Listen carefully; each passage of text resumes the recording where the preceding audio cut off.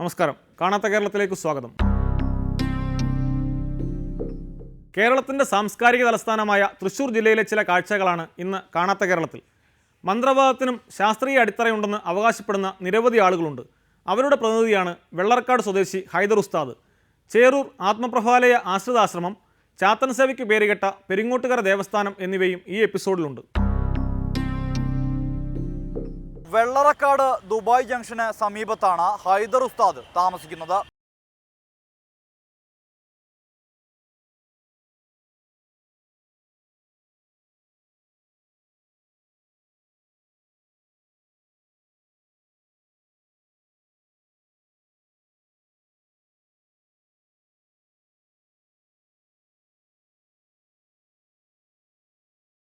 മുൻപ് ടാക്സി ഡ്രൈവറായിരുന്ന ഹൈദർ പിതാവിൻ്റെ പാത പിന്തുടർന്നാണ് മന്ത്രവാദവും പാരമ്പര്യ വൈദ്യവുമൊക്കെ തുടങ്ങിയത്.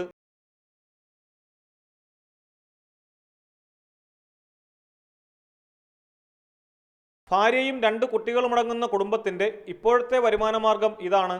സാമ്പത്തികമായി മെച്ചപ്പെട്ടെന്ന് പറയുന്നതിനൊന്നും ഉസ്താദിന് മടിയില്ല. നിരവധി ആളുകൾ വിവിധ ആവശ്യങ്ങളുമായി ഹൈദർ ഉസ്താദിനെ തേടിയെത്തുന്നു. നിങ്ങൾക്ക് എന്തൊക്കെ പ്രശ്നങ്ങളുള്ളത്? എനിക്ക് പ്രശ്നം എന്ന് വെച്ചാൽ ഇപ്പോൾ ഞാൻ തൊഴിലിൻ്റെ വിഷയങ്ങളും മറ്റു കാര്യങ്ങൾക്ക് തടസ്സങ്ങളാണ് വരുന്നത്. അതിന് വേണ്ടി ഞാൻ ഇപ്പോൾ അവിടെ പോയി പണിക്കരെ കണ്ട് നോക്കിയിട്ട് അപ്പോൾ ഇങ്ങനെ ഒഴിവ് നോക്കി അപ്പോൾ ആ ചാർത്ത് എന്നിട്ട് പറഞ്ഞ് ഇങ്ങനെ ഉസ്താദിന് വരാൻ പറഞ്ഞ ചാർത്ത്.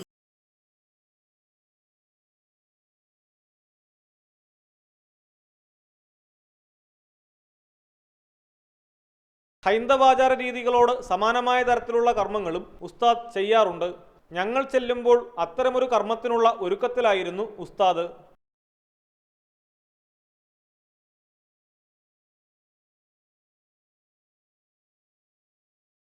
പൂജാകാര്യങ്ങളിൽ ഹൈദർ ഉസ്താദിനെ സഹായിക്കാൻ ഒരാളുണ്ട്. ഞങ്ങൾ നിൽക്കുമ്പോൾ തന്നെ ഉസ്താദ് കർമ്മങ്ങൾ തുടങ്ങി.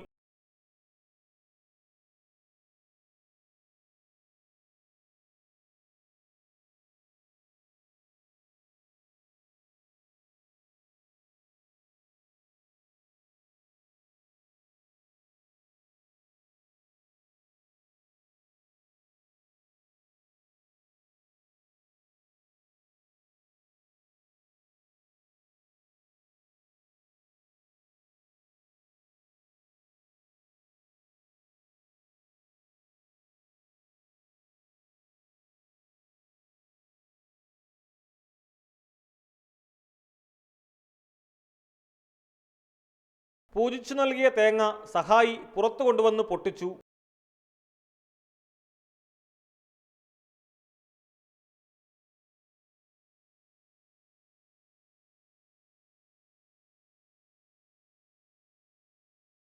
ഇത്തരം കർമ്മങ്ങളെല്ലാം ഫലപ്രദമാണെന്നാണ് ഉസ്താദിന്റെ വാദം. പഴയ ആളുകളുടെ ഉപ്പ ഒക്കെ പറയാറുണ്ട്, ഇത് സയൻസും കണക്കും കൂടി ചേർന്നതാണ് ഈ അസ്മായിൻ്റെ പണി എന്ന് പറയാം, തത്സമാത്തിൻ്റെ പണി എന്നാണ് ഇതിന് പറയാം. മന്ത്രവാദത്തിന് അങ്ങനെ പറയാം.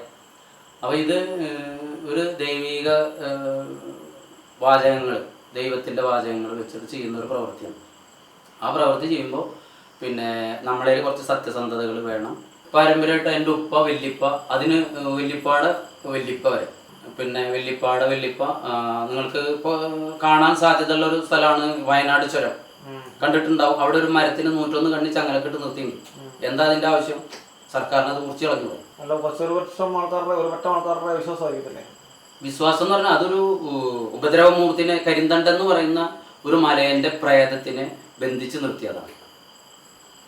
അതിൻ്റെ വല്യപ്പയാണ് അത് ചെയ്തത്. മൊയ്തീൻ മേനാശ്ശേരി മൊയ്തീൻ എന്ന് പറയുന്ന ആളാണ് ഇത് ചെയ്തത്, ബന്ധിച്ച് നിർത്തിയത്. 101 കണ്ണി ചങ്ങല കൊണ്ട്. ഇവ ഇസ്ലാം വിരുദ്ധമല്ലേ എന്ന് ചോദിച്ചാലും ഹൈദർ ഉസ്താദിന് മറുപടിയുണ്ട്. ഞാൻ ആ ഉപദ്രവം ഒഴിവാകാൻ വേണ്ടി ഞാൻ ആവാഹിച്ചു കൊടുത്തു എന്ന് മാത്രം. അതുകൊണ്ട് അയാൾ തൃപ്തിപ്പെട്ടെ, അയാളെ സൂക്കട് മാറട്ടെ. പല ഹിന്ദു ദേവതമാരുടെ മൂർത്തികളുടെ പേര് ഉച്ചരിച്ചല്ലോ. അതെ, അത് ആ ചാർത്തിൽ എഴുതിയുള്ളതാണ്. അത് ആവർത്തിക്കുന്നേ. അത് ആ ചാർത്തിൽ എഴുതിയ അത് ഞാൻ അവരെ പേര് പറഞ്ഞിട്ടാണ് അത് ചെയ്യാറ്. ഉസ്താദ് ഇസ്ലാമാണല്ലോ. അതെ, ഇസ്ലാം അനുശാസിക്കുന്ന വിശുദ്ധ ഖുർആൻ പറയുന്ന രീതിയിലല്ലാതെയുള്ള മന്ത്രങ്ങൾ അത് ഈ പണിക്കർ പറഞ്ഞ പേര് മാത്രം ചൊല്ലി വിശ്വസിക്കും. പണിക്കർ പറഞ്ഞ മന്ത്രമൊന്നും ഞാൻ ചൊല്ലിയിട്ടില്ല. മന്ത്രം അതിലില്ല. ഞാൻ ഉപദ്രവിക്കുന്ന മൂർത്തി, ഇന്ന മൂർത്തികളെ ഉപദ്രവിക്കുന്നുണ്ട്. ആ ഉപദ്രവത്തിനെ ആവാഹിച്ചെടുത്ത്, ആ മൂർത്തികളെ ആവാഹിച്ചെടുത്ത് ഞാൻ എൻ്റെ റബ്ബിനോടാ പറഞ്ഞത്, അല്ലാതെ വേറൊരാളെ വിളിച്ചിട്ടില്ല. ഞാൻ എൻ്റെ വിശ്വാസപ്രകാരമാണ് ഞാൻ പറഞ്ഞത്. 51 രൂപ മക്കബറയിലേക്ക് ഒഴിഞ്ഞു വെക്കാൻ പറഞ്ഞു. അത് അയാൾ ഒഴിഞ്ഞ് ഇവിടെ കൊടുന്നു. അത് ഞാൻ വാങ്ങിച്ചു വെച്ചു. അത് പൊന്നാനിക്കൽക്കോട്ടെ ആർക്കെങ്കിലുള്ളതാണ്. പക്ഷേ ഉസ്താദ് മനഃപൂർവ്വം ആൾക്കാരെ കബളിപ്പിക്കല്ലേ? ഉസ്താദിന് വിശ്വാസത്തിന്റെ കാര്യം ഉസ്താദ് അവരെ കൊണ്ട് ചെയ്യിപ്പിക്കുന്നു. എങ്ങനെ കബളിപ്പിക്കുക? ഇപ്പൊ പുള്ളി വന്നത് പറഞ്ഞ ഉസ്താദ് പുള്ളിയെ കൊണ്ട് ഞാൻ പറഞ്ഞ കാര്യമില്ലല്ലോ അയാൾ ഇവിടെ വന്നത്. ഞാൻ അയാളെ കബളിപ്പിക്കാൻ വേണ്ടി വന്നു. അയാൾ ഒരു പണിക്കർ നിർദ്ദേശപ്രകാരം ഇവിടെ വന്നു. ആ പണിക്കർ എഴുതിയ പോലെ ഞാൻ എൻ്റെ മതപ്രകാരമുള്ള ഖുർആനിലുള്ള സൂക്തങ്ങൾ ഓതി അത് ആവാഹിച്ചു. അയാൾ കയ്യിൽ തന്നെ കൊണ്ടുപോയി കൊടുത്തു. ഇനി അത് തീരുമാനിക്കേണ്ടത് അത് പോയോ ഇല്ലേ എന്നുള്ളത് തീരുമാനിക്കേണ്ടത് ഞാനല്ല. അത് ആ പണിക്കരെ തന്നെ രണ്ടാമത് നോക്കിയിട്ട് അയാളോട് പറയും. അപ്പൊ സത്യത്തിൽ ഇതെല്ലാം തട്ടിപ്പല്ലേ? ഈ പണിക്കർ ചെയ്യുന്നതും ഉസ്താദ് ചെയ്യുന്നതും ഇത്ര ആൾക്കാർ ചെയ്യുന്നതും ഒക്കെ തട്ടിപ്പല്ലേ? അങ്ങനെ തട്ടിപ്പാണ്. പിന്നെ വിശ്വാസത്തിൽ ഒക്കെ നഷ്ടമായില്ലേ? ഉസ്താദ് ഉപജീവനത്തിന് വേണ്ടിയാണ് ഇപ്പൊ ചെയ്തതൊക്കെ. എന്റെ ഉപജീവനം അതെ. തന്റെ സിദ്ധികളിലും അദ്ദേഹത്തിന് പൂർണ്ണ വിശ്വാസമാണ്. അത് ഇതുപോലെ ഉമ്മ സുഖമില്ലാതെ കിടക്കുകയും കുറേ കാലമായി കിടന്നു. ഡോക്ടർമാർക്ക് കാണിച്ചു, പലയിടത്തും കൊണ്ടുപോയി. അങ്ങനെ മരണമില്ലാത്തൊരു അവസ്ഥയിൽ ഇങ്ങനെ കിടക്കണം. അപ്പോഴാണ് അവരൊരു പണിക്കരെ സമീപിച്ചിട്ട് ഇങ്ങനെ പറഞ്ഞു, ഇങ്ങനെ കുറച്ച് ഉപദ്രവങ്ങൾ ശരീരത്തിലുണ്ട് എന്ന് പറഞ്ഞു. അങ്ങനെ ഞാൻ ഇവിടുന്ന് പോയി പിന്നെ ചില കർമ്മങ്ങൾ ചെയ്ത് ആവാഹിച്ചെടുത്ത് പിറ്റേ ദിവസം ആൾ മരിച്ചു. പുരാണ കഥയിലെ ഹനുമാനെ നേരിൽ കാണാൻ കഴിയുമെന്ന് വരെ ഉസ്താദ് പറയുന്നു. എൻ്റെ അനുഭവം വെച്ചാൽ ഞങ്ങളൊരു ദിവസം ഇതുപോലെ പിന്നെ ചങ്ങരംകുളം എന്ന് പറയുന്ന സ്ഥലത്ത് ഒരു പ്രവർത്തിക്ക് പോയതാണ്. അങ്ങനെ പോകുമ്പോൾ ഞങ്ങൾ പോകേണ്ട വീട്ടിലേക്ക് ഒരു മണി കഴിഞ്ഞ് ഇവിടുന്ന് പോകുന്ന വീട്ടിലൊരു കുരങ്ങ് പോലെ ഒരു കുരങ്ങ് തന്നെ മതിലിൻ്റെ മുകളിൽ ഇരിക്കണുണ്ട്. അപ്പോൾ ഞാൻ എൻ്റെ കൂടെയുള്ള ആളോട് ഞാൻ പറഞ്ഞു, ഇങ്ങനെ ഒരു നല്ല കാണാൻ രസമുള്ള ഒരു കുരങ്ങാണ് നോക്കുന്നത്. രാത്രിയല്ലേ, 1 മണി സമയമാണ്. അപ്പോൾ ഞങ്ങൾ വേറെ എന്തെങ്കിലും പരിപാടി കഴിഞ്ഞിട്ടാണ് അങ്ങോട്ട് പോണത്. അപ്പോൾ ഇതിൻ്റെ തൊട്ടടുത്ത് തന്നെ ഞങ്ങൾ വണ്ടി നിർത്തി. ഞങ്ങൾ ഈ കുരങ്ങിനെ കാണാൻ വേണ്ടി ചെന്നപ്പോൾ അത് മതിലിൽ നിന്ന് താഴത്തേക്ക് ചാടി. അപ്പോൾ അധികം ഉയരമില്ലാത്ത മതിലാണ്. അപ്പോൾ എൻ്റെ കൂടെയുള്ള ആൾ കയറി നോക്കിയപ്പോൾ കുരങ്ങ് കുറേ ദൂരത്തും വാല് മതിലിൻ്റെ മുകളിലുണ്ട്. വാല് മുഴുവനും മതിലിൻ്റെ മുകളിലാണ് ഇരിക്കുന്നത്. കുരങ്ങ് കുറച്ച് അപ്പുറത്താണ് ഇരിക്കുക. അപ്പോൾ എന്നോട് പറഞ്ഞു, ഇങ്ങനൊരു സംഭവമാണ് അത്. കുരങ്ങ് കുറേ ദൂരത്തിലാണുള്ളത്, പക്ഷേ ഈ വാല് ഇവിടെ ഉണ്ട്. അപ്പോൾ കുരങ്ങായിരിക്കില്ല, ഹനുമാൻ അങ്ങനെ ചില കാര്യങ്ങളുണ്ടെന്ന് എല്ലാവരും പറയാറുണ്ട്. കുരങ്ങിൻ്റെ രൂപം തന്നെയാണല്ലോ ഏറെക്കുറെ. അതായിരിക്കും അങ്ങനെ ഒരു കാഴ്ച ഞങ്ങൾ കണ്ടിട്ടുണ്ട്. ഇത്രയൊക്കെ ആയ സ്ഥിതിക്ക് ഉസ്താദ് പറയുന്നതിൽ എന്തെങ്കിലും വാസ്തവമുണ്ടോ എന്ന് ഞങ്ങൾ പരീക്ഷിച്ചു നോക്കി. കൂട്ടത്തിൽ വിവാഹം കഴിക്കാത്തയാൾ ഭാര്യയുമായി ചില പ്രശ്നങ്ങളുണ്ടെന്ന് കളവ് പറഞ്ഞു. കാൽക്കുലേറ്ററിൽ കണക്കുകൂട്ടി നോക്കിയാണ് ഉസ്താദ് പ്രവചനങ്ങൾ നടത്തുന്നത്. അങ്ങനെ ഇങ്ങനെയുള്ളൊരു വിഷയമുണ്ട്. അപ്പോൾ അതിൻ്റെ പേരിൽ മാനസികമായ പ്രയാസം, കർക്കിടകം രാശി എന്ന് പറഞ്ഞ മനസ്സാണ്. ഈ കണ്ണ് കിട്ടിയ രാശികൾ കൈവശം ഉണ്ടെന്ന് പറയാം. അത് പുറത്തുനിന്ന് ഭക്ഷണത്തിൽ നിന്ന് കൈവശം എന്ന് പറഞ്ഞൊരു ഫുഡ് പോയ്സൺ പോലെ എന്തോ കാണുന്നുണ്ട്. അല്ല, ഈ സ്ത്രീ ഇതിൽ കിട്ടിയ രാശി അനുസരിച്ച് അങ്ങനൊക്കെ വഴി തെറ്റി പോവാം. മുട്ടയും ചെമ്പുതകിടുമൊക്കെ കർമ്മങ്ങൾക്ക് ഉപയോഗിക്കുന്നതിന് പിന്നിലും കാരണങ്ങളുണ്ടെന്നാണ് ഹൈദർ തങ്ങൾ പറയുന്നത്.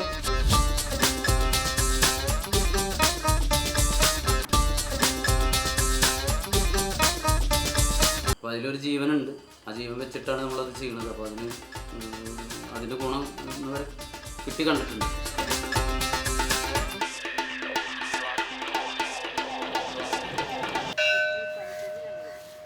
ഈ തകിടിൽ ശരിക്ക് ഇതിനിപ്പോൾ ഒരു ജീവനില്ലാത്ത വസ്തുവാണല്ലോ. ഇതിന് ശരിക്കും എഴുതി കഴിഞ്ഞാൽ ഇതിനൊരു ചെറിയൊരു ചൂട് പോലെ തോന്നുന്നു. മറ്റുള്ളവരിൽ നിന്നും എന്തെങ്കിലും വ്യത്യാസമുള്ളയാളല്ല ഇദ്ദേഹവുമെന്ന് ആ പ്രവചനത്തോടെ ബോധ്യമായി. എന്തായാലും പണത്തിനായി എന്തും ചെയ്യുന്ന കൂട്ടത്തിലല്ല ഹൈദർ ഉസ്താദ് എന്നാണ് മനസ്സിലാക്കാനായത്. പാരമ്പര്യമായി കിട്ടിയ അറിവ് വെച്ച് കർമ്മങ്ങൾ ചെയ്യുന്നെന്ന വാദം അംഗീകരിക്കുമ്പോൾ തന്നെ അവയുടെ ശരിതെറ്റുകൾ എന്താണെന്ന ചോദ്യം ബാക്കിയാവുന്നു.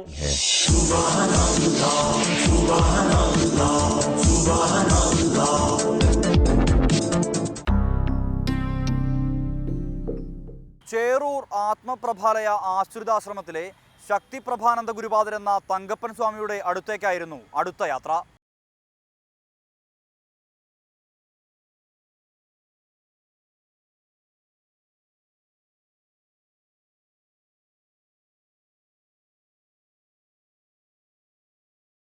ചെറിയ ജോലികളൊക്കെ ചെയ്തു ജീവിച്ചിരുന്ന തങ്കപ്പൻ ഇടയ്ക്കു നാട് വിട്ട ശേഷം തിരിച്ചെത്തിയത് സ്വാമിയായാണെന്നാണ് നാട്ടിൽ അന്വേഷിച്ചപ്പോൾ മനസ്സിലാക്കാനായത്.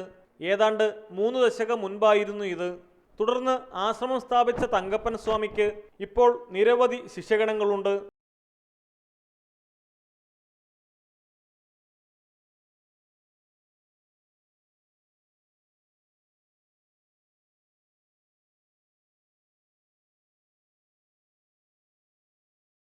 ഞങ്ങൾ ചെല്ലുമ്പോൾ വിശ്വാസികളുടെ മധ്യയായിരുന്നു സ്വാമി.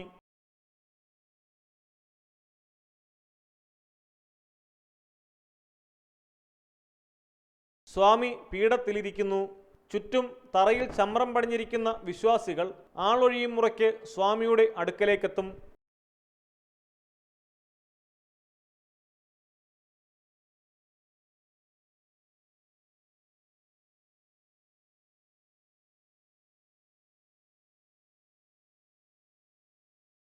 പുരാണങ്ങൾ ഉദ്ധരിച്ചും ശ്ലോകങ്ങൾ ചൊല്ലിയുമൊക്കെയാണ് സ്വാമി വിശ്വാസികളോട് സംസാരിക്കുന്നത്. കാളി പള്ളി വാൾ കൊണ്ട് രണ്ടക്ഷരം നാമം എഴുതിയപ്പോൾ കാളിദാസൻ മതപളിക്ക് ജനങ്ങളെ വിളിച്ചുണർത്തി. ക്ഷപ്രപ്രസാദമോമേ വിഗ്രഹങ്ങൾ തീർത്തു വിളയാടുക സർവകാലം സർവത്ര കാരുണ്യ സരസ്വതി ദേവി വന്നേ നമ്പതേക്കു നിലാവു തോന്നി പിള്ളാർത്തളങ്ങു നിറമൊത്ത വിദ്യരൂപി കളങ്കളഞ്ഞ കമലത്തിൽ എഴുതുന്ന ശക്തി വെള്ളത്തിലെ വിരകൾ തള്ളി വരും കണക്കെ എന്നുള്ളത്തിൽ വന്നു വിളയാടു സർവകാലം സർവത്ര കാരുണ്യേ തേ സരസ്വതി.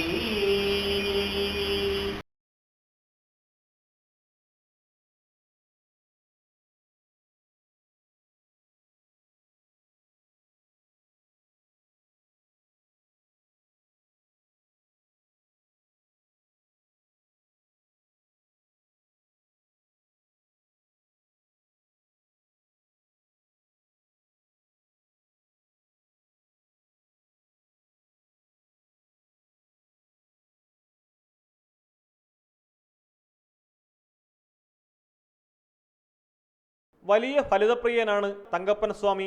സംസാരത്തിനിടെ കുലുങ്ങി ചിരിച്ചുകൊണ്ടേയിരിക്കും.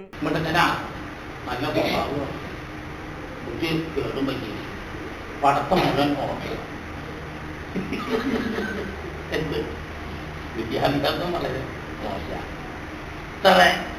ഇത്ര ലജ്ജയുള്ള ആളെ കാണിക്കൊണ്ടിരിക്കുന്നത് ഇവയൊന്നും ഇഷ്ടല്ല.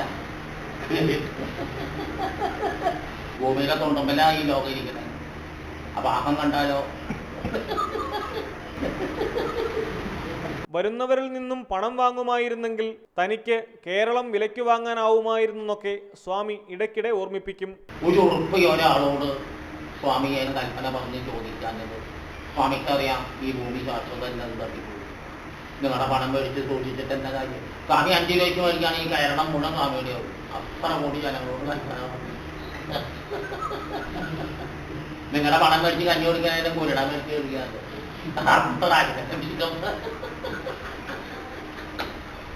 ഇടയ്ക്ക് പുറത്തുപോയ ശേഷം ഞങ്ങൾ മടങ്ങിയെത്തിയപ്പോൾ ആളൊഴിഞ്ഞിരുന്നു. പണം വേണ്ടെന്നു പറഞ്ഞ സ്വാമി അന്നു ലഭിച്ച തുക എണ്ണി തിട്ടപ്പെടുത്തുകയായിരുന്നു.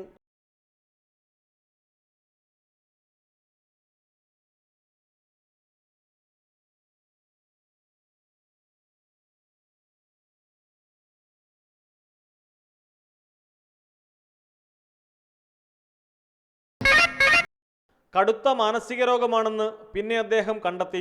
ആരെ കൂടെ വന്നിരിക്കണേ? നിങ്ങൾക്ക് മാനസികമായി അസ്വസ്ഥതയുണ്ട്. കേട്ടു അത് വെറുതെ പറയാ. ബുദ്ധി ശരിയല്ല. അതിന്റെ അല്ല ഞാനേ വീടിന്റെ അടുത്ത് ഒരു അമ്പലക്കുളമുണ്ട്, അതിൽ കുളിച്ചിട്ടുണ്ടായിരുന്നു. ഒന്നും കേൾക്കണ്ട. ഇതൊന്നും റൂട്ടല്ല. ടെൻഷൻ ഉള്ളിലെ മാനസികരോധന മരുന്നാ ഡോക്ടർ എഴുതുക. കുളത്തിൽ കുളിക്കാനിറങ്ങിയ കഥ ഞങ്ങൾ പറഞ്ഞു നോക്കിയെങ്കിലും മാനസിക രോഗം തന്നെ എന്നതിൽ സ്വാമി ഉറച്ചു നിന്നു.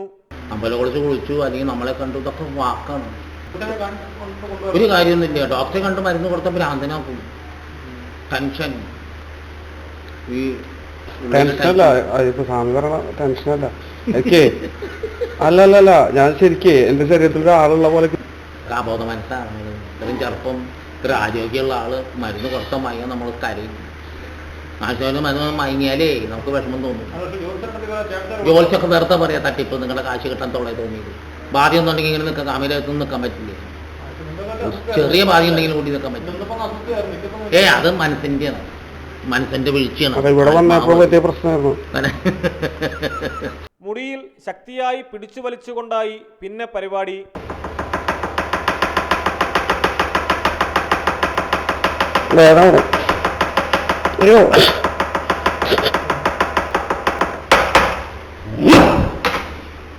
പറഞ്ഞതിൽ ഉറച്ചു നിന്നതോടെ കുടുംബക്കാരെല്ലാം മാനസിക രോഗികളാണെന്നായി സ്വാമിയുടെ കണ്ടെത്തൽ. ഇവരെ വീട്ടിലെ എല്ലാവർക്കും ബുദ്ധിമുട്ടാണ്. മറ്റുള്ളവരും വാക്കുകളും ശരിയല്ല.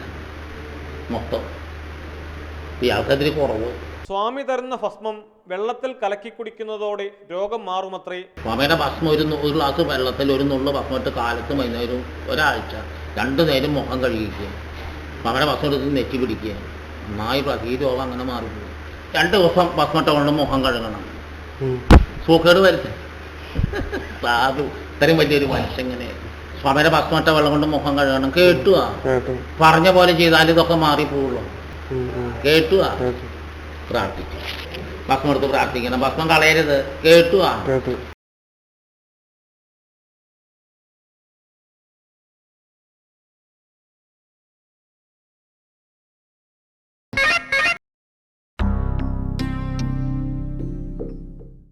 ചാത്തൻ സേവയ്ക്ക് പേരുകേട്ട പെരിങ്ങോട്ടുകര ദേവസ്ഥാനത്തേക്കാണ് പിന്നീട് ഞങ്ങൾ പോയത്.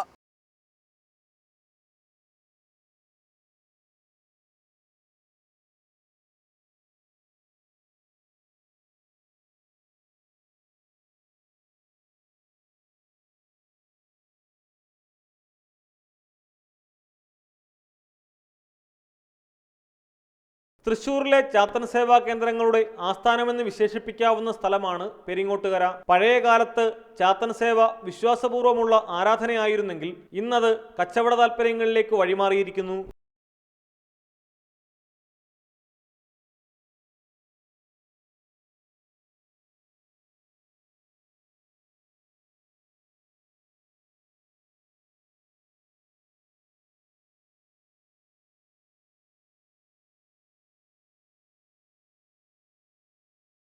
ഉച്ചയോടെയാണ് ചാത്തൻ ദേഹത്തു കയറിയതായി ഭാവിച്ച് ഈ കേന്ദ്രങ്ങളിൽ പ്രവചനം നടക്കുക. കാനാടി മഠത്തിലെ വിശ്വാസചൂഷണം നേരത്തെ കാണാത്ത കേരളം തുറന്നുകാട്ടിയിരുന്നു. സമാനമായ കാഴ്ചകളാണ് പെരിങ്ങോട്ടുകര ദേവസ്ഥാനത്തും കണ്ടത്.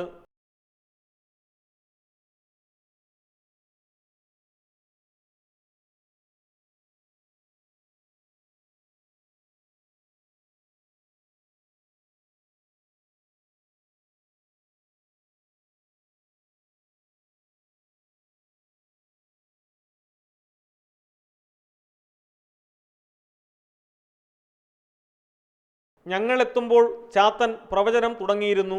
ശ്രീകോവിലിന് വെളിയിലിരുന്ന് പ്രവചനം നടത്തുന്നത് കേൾക്കാൻ വിശ്വാസികൾ തിങ്ങി നിറഞ്ഞിരിക്കുന്നു.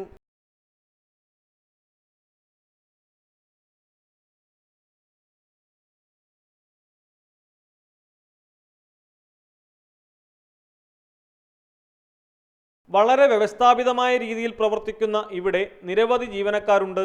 റിയൽ എസ്റ്റേറ്റ് ബിസിനസ്സാണെന്നും വീട്ടുപറമ്പിലെ പാലമരം മുറിച്ച ശേഷം പ്രശ്നങ്ങളാണെന്നും ഞങ്ങൾ അവരോട് കളവ് പറഞ്ഞു. നമ്മൾ റിയൽ എസ്റ്റേറ്റാ സ്ഥലം മേടിച്ച് മറച്ചു കൊടുക്കും. അപ്പോൾ നമ്മൾ സ്ഥലം എടുത്തതിൽ കുറച്ച് ഇതുപോലെ പാല ഇതൊക്കെ ഉണ്ടായിരുന്നു. വെട്ടിമാറ്റിയായിരുന്നു. ശേഷം പുള്ളിക്ക് എന്തോ മാനസിക പ്രശ്നങ്ങളും രാത്രിയിലൊക്കെ എന്തോ കൊണ്ട് പേടിക്കുകയും ഒരു 3 ദിവസമായി. നല്ലൊരു ഇരയെ കിട്ടിയ സന്തോഷത്തോടെ ഒരു ജീവനക്കാരൻ നേരത്തെ വന്നവരെ പിന്നിലാക്കി ഞങ്ങളെ ശ്രീകോവിലിന് മുന്നിലെത്തിച്ചു.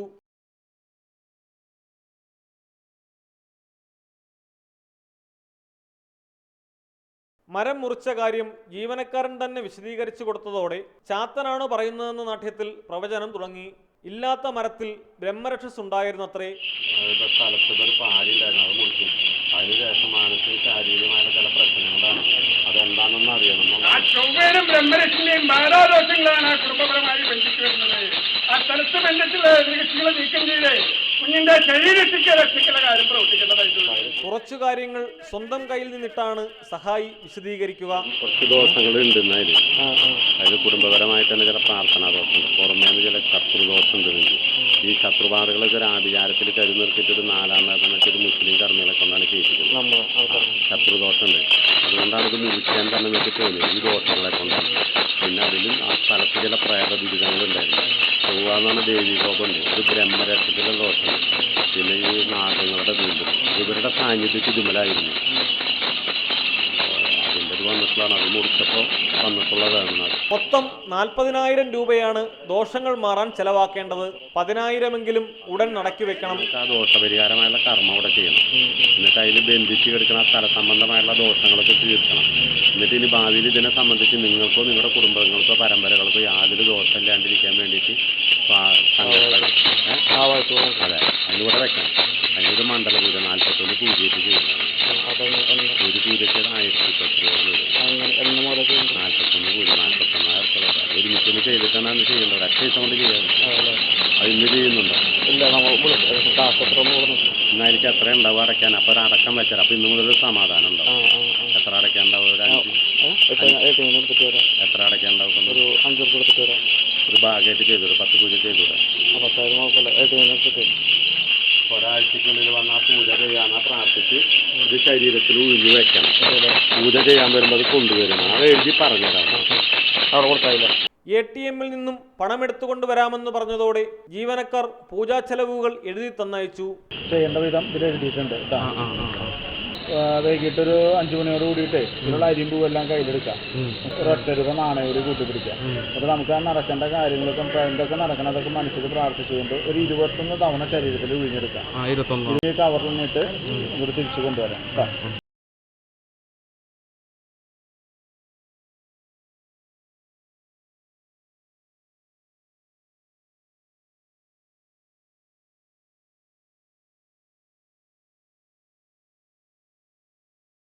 കേരളത്തിലെ എല്ലാ ജില്ലകളിലും നടക്കുന്ന വിശ്വാസചൂഷണത്തിൻ്റെ നേർക്കാഴ്ചകളാണ് 36 എപ്പിസോഡുകളിലായി കാണാത്ത കേരളം പ്രേക്ഷകരിലെത്തിച്ചത്. അന്ധവിശ്വാസം മുതലെടുക്കുന്നവരുടെ യഥാർത്ഥ മുഖം തുറന്നുകാട്ടിയതിലൂടെ സമൂഹത്തിൽ ചെറുചലനങ്ങളുണ്ടാക്കാൻ കഴിഞ്ഞിട്ടുണ്ടെന്ന് തന്നെയാണ് ഞങ്ങൾ വിശ്വസിക്കുന്നത്. ചെറുതും വലുതുമായ നിരവധി വിശ്വാസചൂഷകർ ഇനിയും ബാക്കിയാണെങ്കിലും അത്തരക്കാരുടെ യഥാർത്ഥ മുഖവും ജനങ്ങൾക്ക് മനസ്സിലാക്കാൻ ഇതിലൂടെ സാധ്യമാകും. മഹാരാഷ്ട്ര മാതൃകയിലുള്ള അന്ധവിശ്വാസ നിയന്ത്രണ നിയമത്തെക്കുറിച്ച് സർക്കാർ ഗൗരവമായി ആലോചിച്ചു തുടങ്ങിയെന്നതും ആശ്വാസ്യകരമായ കാര്യമാണ്. വിശ്വാസ തട്ടിപ്പിനോളം തന്നെ ഗൗരവമായ അഴിമതിക്കെതിരെയാണ് ഇനി കാണാത്ത കേരളത്തിൻ്റെ പോരാട്ടം. അഴിമതിയും നിയമലംഘനങ്ങളും തുറന്നുകാട്ടുന്ന കാണാത്ത കേരളം സീസൺ 2 അധികം വൈകാതെ വീണ്ടും കാണാം.